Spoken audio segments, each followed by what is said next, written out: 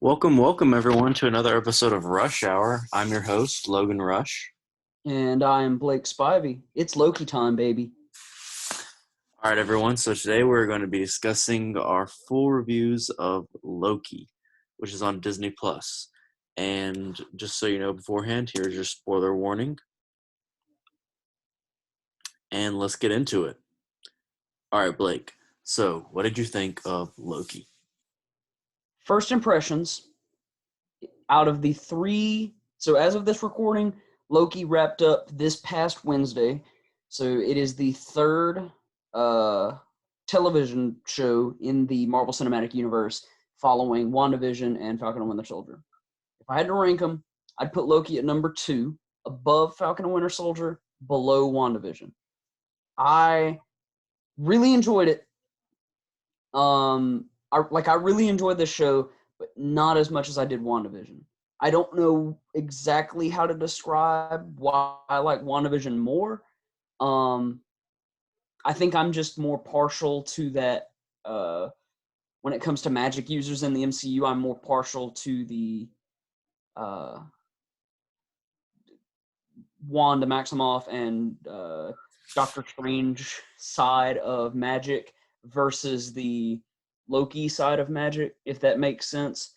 But for what this show is, it's really good, and the characters are, in the time they are allotted, the characters that need to be developed on are developed well. That, of course, being Loki, Sylvie, and I would argue that, as you see in this poster here, you've got Mobius, whatever her name is, Ravana, or what. I can never remember her name. Yeah, Um, the Renslayer or something like that. Renslayer, that's what it is. Renslayer, Mobius, and Hunter B-15 are all developed as they need to be. The rest of the characters are, neither here nor there, or they can be expanded upon later, as we'll discuss. But that's my immediate thoughts. What are yours? See, I have to disagree with you a little bit. So my rankings of the three MCU shows right now would be in third, I'd put Falcon and Winter Soldier. Second would be WandaVision, and then third would be Loki. I absolutely loved Loki. I love this character. I've always liked Loki from the beginning and just the journey he's taken in the MCU, his character development, and then this show just diving into that. I really like that. Owen Wilson's character Mobius, he was a great supporting role. I thought he did great. Sylvie, she was a great introduction to the MCU. I really liked her. This whole show, I liked it. It kept me guessing and having theories and just constantly questioning what was happening. And I really enjoyed the show. And it was just fun and wacky, and just all the craziness of it is something that hasn't really been in the MCU yet. And so seeing it in the MCU was really great. Mm. Yeah, with this show, so Marvel's goal with Phase 4, as we talked about last week, Marvel's goal with Phase 4 is to expand their horizons with the genre of what's happening. Tell the same Marvel stories in different ways, because up until Spider-Man Far From Home, and really up until WandaVision, it's always been that that omniscient action movie that you want to go to a theater and watch. With WandaVision and Falcon and Winter Soldier and Loki now, they're wanting to expand that in different ways. So with WandaVision, they wanted to tell that story in the form, they wanted to bring, the sitcom to the MCU. And obviously that branches out. Spoilers for WandaVision and Falcon and Winter Soldier throughout this podcast, I assume. With WandaVision, you start out with, the different eras of sitcoms, and eventually it breaks out into the Marvel that we know and love, and then it just goes berserk in the end. And then Falcon and Winter Soldier, you bring in a little bit of a buddy cop aspect, mixed with putting the classic Marvel formula, or should I say more specifically the classic Captain America movie formula into television. And then with Loki, you do essentially what is a murder mystery, so to speak, because they are trying to figure out, you go from what is the TVA? Okay, you figure that out. Now, why does the TVA exist? Okay, these people created the TVA. Who created the TVA? Oh, wait, these people are fake. Who created these people? So who created everything? And by the end of it, you get, I forget the specific character's name, but he is a variant of King the, Conqueror. Yes. yeah, King the Conqueror. And so We let's go through every introduce episode. the Episode little 1, when it dropped, I really enjoyed it, and they had a big task doing that episode. They had to do, so we get the Loki variant we get is from right after the Battle of New York, and we had in that episode he has to go through all his character development that he's gone through in the past couple of years in the MCU, all in one episode. And and that's a tall order for just one episode. But by the end of it, I think they really did an excellent job of it. You have that moment where Loki's back at the room where him and Mobius were, and he's got the Tesseract. Of course, he can't use it, and he just looks defeated. And then him and Mobius comes in, and they have that discussion, and just the acting and all that, and that scene is just incredible. And I really enjoyed that episode. Yeah, so that, like you said, you have to do, so Battle of New York took place in the first Avengers film, which was released in 2012. The Loki that we know and love died in Avengers Infinity War in 2018. So that in terms of releasing these movies, you have to do 6 years worth of character development in about 45 minutes, which Yeah. is really hard to do. And I agree with you. I think they did that right. And really, I think they did it the most in that 35, 40-second period where Loki's in that room by himself watching the projection of his life, Yeah. where he sees that the one person that really, like, that he knew loved him the whole time is his mom, or who, Thor's mother, who Loki's adopted mother. Yeah. And then he sees that she dies because Loki told the Dark Elves where she was.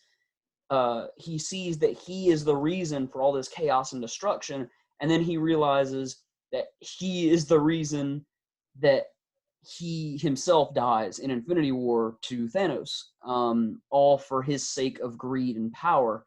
And that is where Mobius gets him. That is where it clicks, and Loki realizes that there's no real way for him to make amends with anybody because this is all set in stone. It's going to happen. So even if he goes back, he can't change any of that because it's all set in stone, because according to the TVA, everything's laid out from past to present to future. And as we'll continue to discuss, Loki slowly begins to figure out that no matter what causes anything, major events, known as in this show as Nexus events, are always going to happen. Things that drastically shift certain things. So we'll continue to talk about that. Yeah. And then we get episode 2. What were your thoughts on episode 2? So remind me again of where we are. Episode 2 is when they first start to catch the variant, and I believe episode 2. Okay. Yeah, episode 2 is when we get introduced to Sylvie at the very end. Yes. Where she, takes the hood off. That is where we are in the Alabama Nexus event in Yes. Like When they figure out that the variant Loki is hiding in apocalypses. Yes. And that's where we get that buddy cop moment with Mobius and Loki in the library researching all the files. Mm-hmm. So Loki starts to figure that out, and he does a little joke with he figures out that Ragnarok is a Nexus event for Asgard.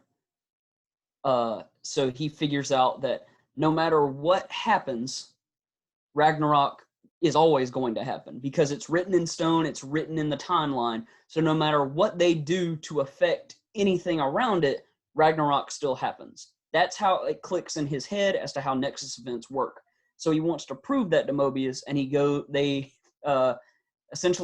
they travel to the destruction of Pompeii with the big super volcano, and Loki literally jumps on a cart and yells at everyone, I am Loki of Asgard. His name is Mobius. We're time travelers. You're all about to die. And they all, pass it off as if nothing happens. But Loki realizes, see, they don't care because they don't understand that what we're talking about is real. And then a couple seconds later, the super volcano erupts and people start dying. And that's how Mobius figures out that Nexus events can't be altered. They can't be stopped. So they end up figuring out that the variant Loki is hiding in apocalypses. And they find this apocalypse in Alabama where it is. And it ends up being female Loki. We don't know that her name is Sylvie quite yet, but that's who it is. In the very, very minimal introduction there, she doesn't even say a word. Such a powerful introduction that Loki instinctively just follows her to get his own answers instead of sitting with Mobius and the rest of the TVA. And now we've got 2 variant Lokis on our hands by the end of this episode. Yeah. And we get that awesome moment at the end where she opens the door to where he doesn't quite know where yet, and he looks back at Mobius and he makes the decision to go with her. And then that leads us into episode 3, which is titled Lamentus. And that's where, after the planet Lamentus that they're in another apocalypse event. And this is the episode we really get to see Loki and Sylvie start to form their relationship. Yes. So they travel to yet another Nexus event, which is on a planet known as Lamentus 1, where it's essentially meteor shower / planet explosion. Everybody on this planet is going to die. There's no changing that. So this is the moment, the bond that begins to grow between Loki and Sylvie. We learn that her name is also Loki because she's Loki from a different timeline, but she goes by the name of Sylvie. So slowly they try to kill each other, then they slowly grow a bond, then they try to kill each other again, then they grow a bond again, and it's really tumultuous. They both start using Loki magic to try and get around things. And then they start to confide in each other once they are able to sneak on a train when Loki disguises himself as a guard. Yes. So they get on this train, and Loki, asks if it's obvious that Loki has fallen for Sylvie. And this is when things start to get weird for me, because it is brought up upon as kind of like a running joke, but kind of like a character development point for Loki, is that the first time in the MCU that we have seen on screen that Loki has fallen for someone, It's with himself. fallen in love with someone, is here, and it's with an alternate version of himself. How grand. Yeah. And then at the end, during that episode, the time pad's broken. They have to figure out a way to charge it, and they can't. And by the end of the episode, it leaves us not knowing what's going to happen to them because the apocalypse is happening and there's no way for them to escape. And so that's when that episode ends. And then in episode 4, we pick up with the Nexus event because it starts back with Loki and Sylvie on the planet Lamentus. And they have kind of accepted their fate that they're going to die. And we see a moment where Sylvie, I believe, puts her hand on Loki, and that causes enough of a Nexus event to where the TVA is able to find them. Mm. And then that kind of sets us up for episode 4, where they finally get captured, and then a bunch of stuff happens in episode 4. We find out that episode 4 was a wild ride. We find out that the 3 time variance authorities, the what are they called? Timekeepers. The timekeepers, that they're all fake. We see Mobius, quote unquote, die, not really though. And at the end of the episode, we see Loki being pruned, and it's just like, wait, what? He's the main character. How are they going to kill him in episode 4? We still have 2 or more episodes left. Yeah. So, I mean, as a Marvel fan, you know, and you've known kind of the whole time that there's something off about Mm-hmm. when people in the TV are pruned. Like, you know from the get-go that they probably don't die, but they are sent somewhere. Yeah, and So also you knew that the timekeepers, since episode about 2, I knew something was fishy there, that they probably weren't real, that it was going to be kind of, the Wizard and the Oz, somebody is yeah. behind the curtain pulling the strings. Um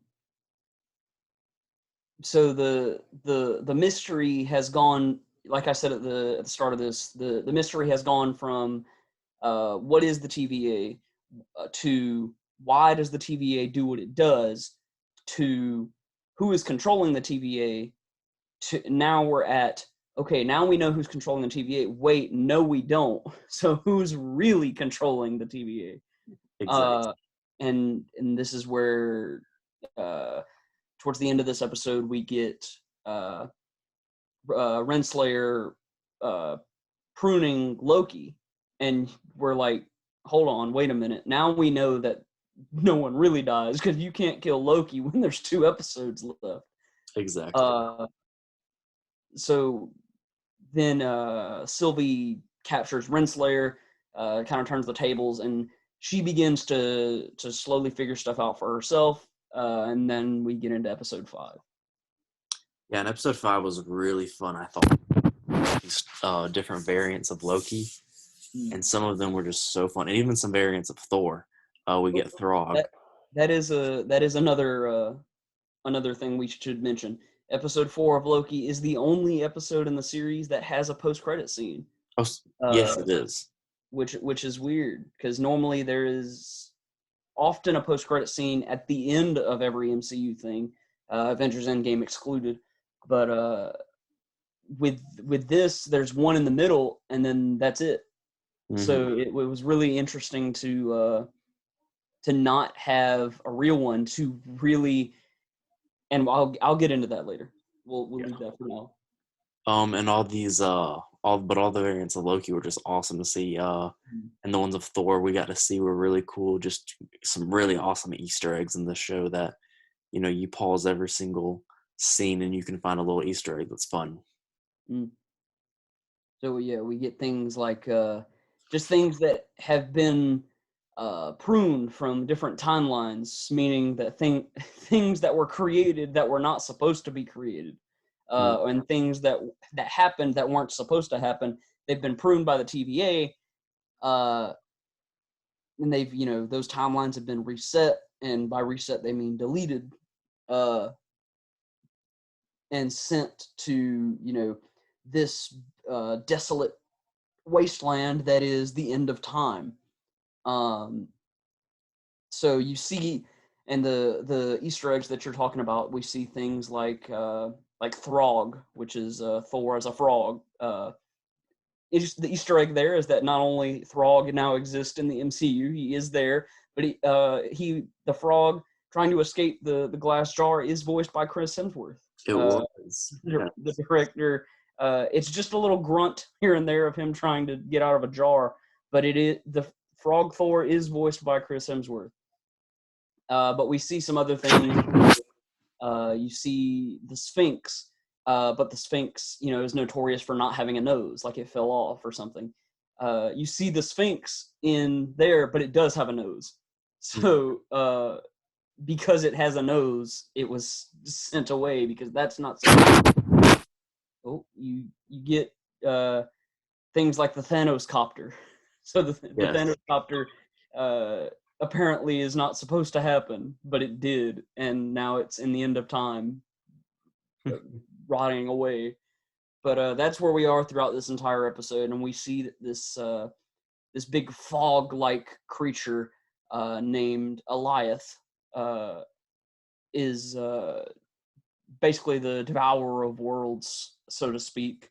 We'll probably get into that later on in the Marvel Cinematic Universe to get to the real devourer of worlds, but I think as far as Eliath is concerned, that's what we're dealing with here.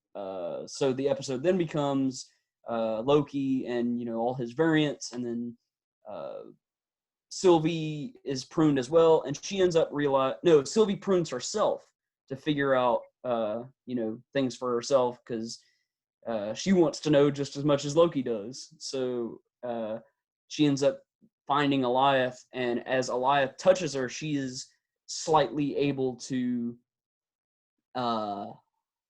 connect with it mentally because that's her special power or whatever, and she can see that there's something inside of Eliath. Eliath has a memory bank that she can access, that she can enchant. So that's the plan that they decide to go with. That Sylvie is going to enchant Eliath so they can try and get inside of its mind and figure out who's controlling Eliath and who is controlling this whole deal. So that's where we start to figure things out towards the finale. Yes, and then at the end of that episode, we get to see Loki and Sylvie start to enchant it together. And we also get to see classic Loki helping them at the end. And I love classic Loki's character. I thought he was played extremely well. It was very entertaining. And Shout out to Richard Grant, bro. Incredible. yes, he did incredible. But So so at the end of the episode, we get to see them enchanting Eliath. And once he's enchanted and the doorway opens up, or the gateway, whatever you want to call it, opens up, and we get to see the quote-unquote mansion at the end of time, and that leads us into episode 6. Now, hey y'all! The nod to the jump scare of the MC. This minute's jump scare at the beginning of that one. And also doesn't get enough credit. Tara Strong as Miss Minutes. In my opinion, one of the most well-rounded voice actors of our era. She also voices characters. She does stuff for My Little Pony, Nickelodeon. She's voices Timmy Turner, but she also voices Miss Minutes here in this show. Incredible stuff. And I'm really excited to see if they put Miss Minutes elsewhere, which I'm sure they will. But as far as the small little role that she played in this show, just really awesome stuff, and I'm excited to see where that Miss Minutes character goes from here. But yeah, we get the jump scare from Miss Minutes, and she keeps referring to this person she calls He Who Remains. And we eventually we start walking through this castle looking thing, penthouse. An elevator door just suddenly opens, and we see I believe his name is Jonathan Majors is the actor's name. Yes. And he just looks cool as a cucumber sitting there with an apple. He just looks cool as a cucumber, bro. And if you watched the Disney Investor Day in December of 2020, you learned that Jonathan Majors was playing Kang the Conqueror in Ant-Man and the Wasp: Quantumania, which is a couple years down the road. I think 2023? I believe so. Yes. So now all of a sudden you see this, and if that clicked in your head, you're like, oh, okay, so this is Kang. It's Kang the Conqueror who's been controlling this all the time. Yes, this is where the Pirate's Life meme comes in. Well, yes, but actually no. It's actually a variant of Kang, who I learned based on further research. I I can't think of the name of this specific variant of Kang, but he is the least evil Kang variant, but Yes. he is the most powerful. Yes. So that's what we're dealing with here. And he is trying to explain to Loki and Sylvie and the viewer really that he has already planned out how this entire interaction is going to go. And the flow of time, he sits alone at the end of time, which is why Ms. Minutes calls him he who remains, because he's the only thing left at the end of time.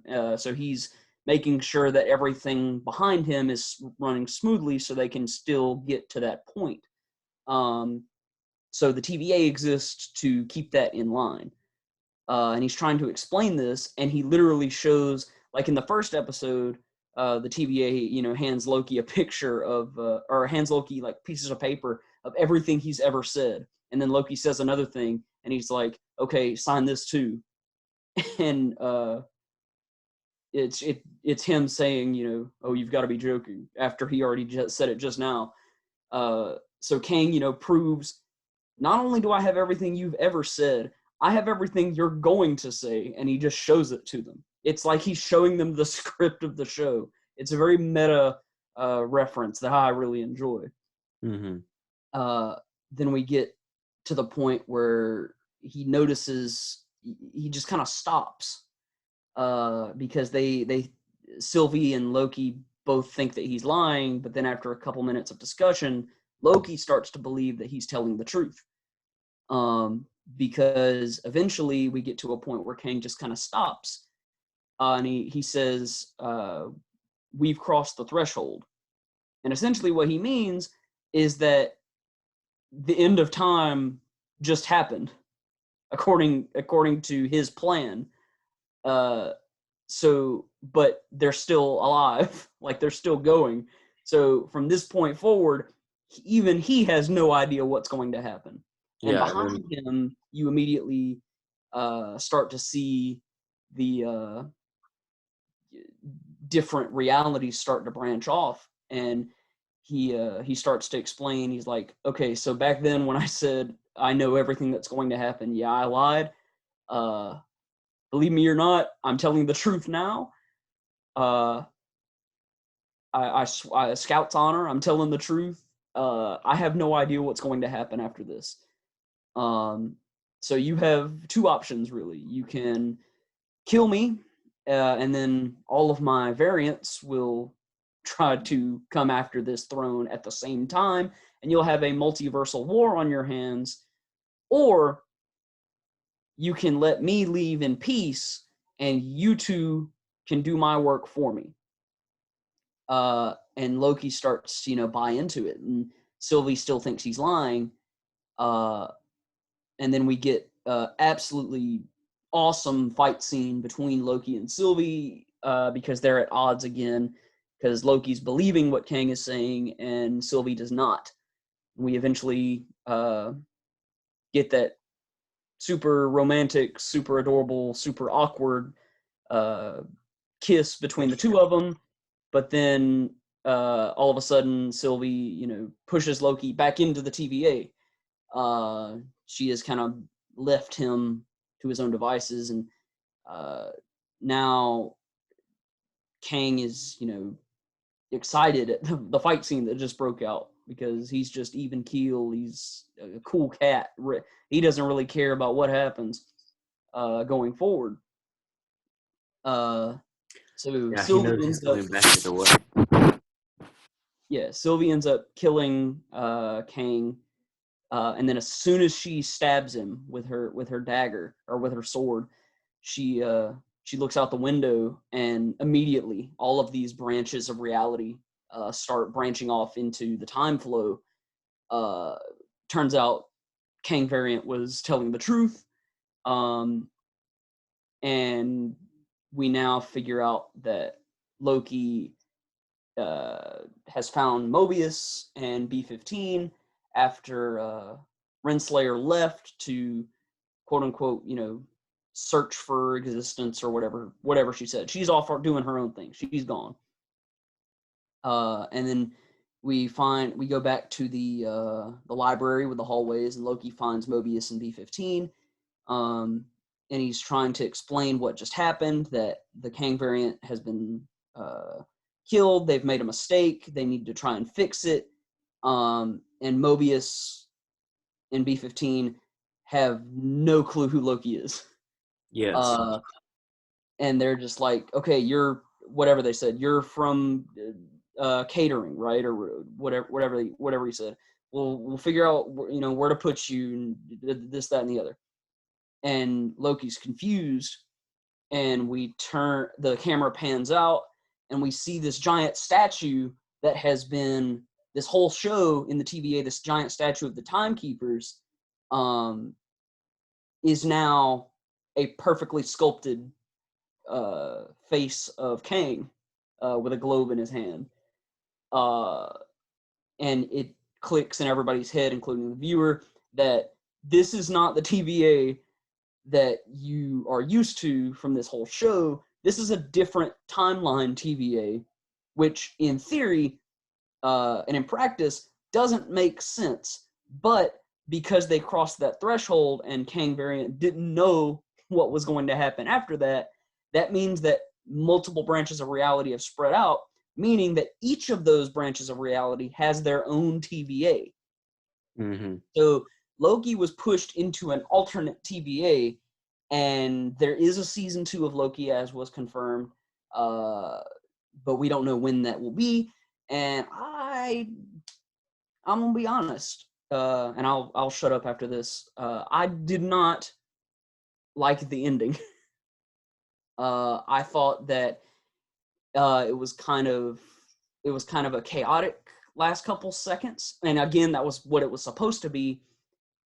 But I feel that it could have been done slightly different, in a way that would have not only set up season 2 well, it would have also closed season 1 a lot better.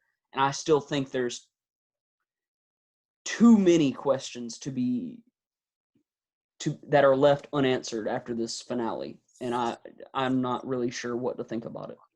I think that was the point, though, because this show really is supposed to be setting up phase 4, really. I mean, it's setting up, the multiverse. That's what all of this has been leading to, and what it's going to set up for probably every Marvel movie going forward. And so I'm really excited to see where that takes us and the different paths we get to see that. But yeah, I really like the show. I thought it was great. Can't wait for season 2 and anything else Marvel will come out. And I think what? The next Marvel thing we've got is Shang-Chi. No, we got What If. Yeah, What If in August. And then we get Shang-Chi in September. And then movie-wise, Eternals and then Spider-Man. Show-wise, we're supposed to get Ms. Marvel and Hawkeye this year, but I talked about last week, I think that gets pushed. Yeah, we'll see.